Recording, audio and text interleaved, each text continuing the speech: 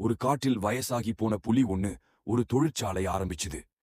அங்கே ஒரு எறும்பு வேலை செஞ்சுது. அது பாட்டுக்கு வரும் சுறுசுறுப்பா எல்லா வேலைகளையும் செஞ்சு முடிச்சிட்டு சாயந்திரம் ஆனா வீட்டுக்கு போயிடும். புலியாருக்கு ஏக சந்தோஷம், கணிசமான லாபமும் கிடைச்சுது. நல்லாத்தான் போய்கிட்டு இருந்தது.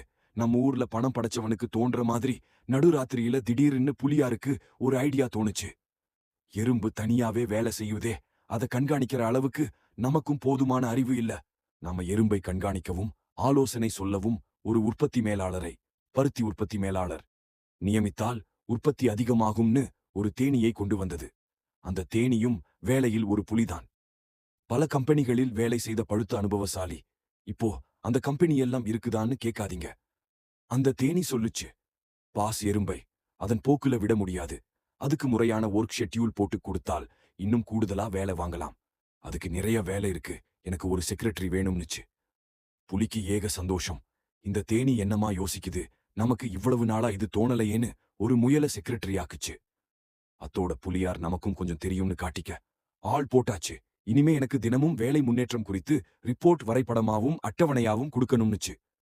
ஓகே பாஸ், அதுக்கு என்ன, பிரமாதமா செஞ்சிடலாம். அதுக்கு ஒரு கம்ப்யூட்டர், பிரிண்டர், புராஜெக்டர் எல்லாம் வேணுமேன்னுச்சு. அப்படியே வாங்கிக்கிச்சு. ஒரு கம்ப்யூட்டர் டிபார்ட்மெண்ட்டும் பூனை ஒன்றின் தலைமையில் அமைச்சாச்சு. இப்போ ஏகப்பட்ட கெடுபிடி நெருக்கடிகளால் விரக்தியடைந்த அந்த எறும்போட வேலையில் ஒரு தொய்வு வந்துச்சு.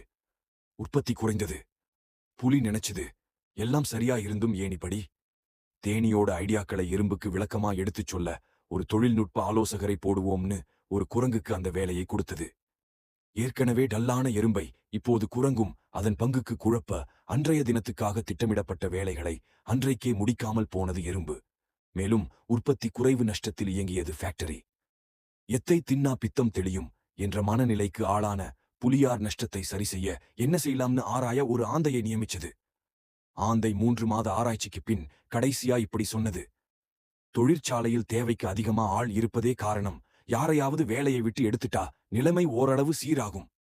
யாரை எடுக்கலாம் அதையும் நீயே சொல்லிடு என்றது புலி.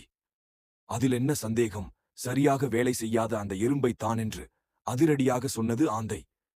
இப்படித்தான் உலகெங்கும் பொதுத்துறை மற்றும் தனியார் துறைகளில் எதுவும் செய்யாமலே படம் காட்டுபவன் பிழைத்துக் கொள்கிறான்.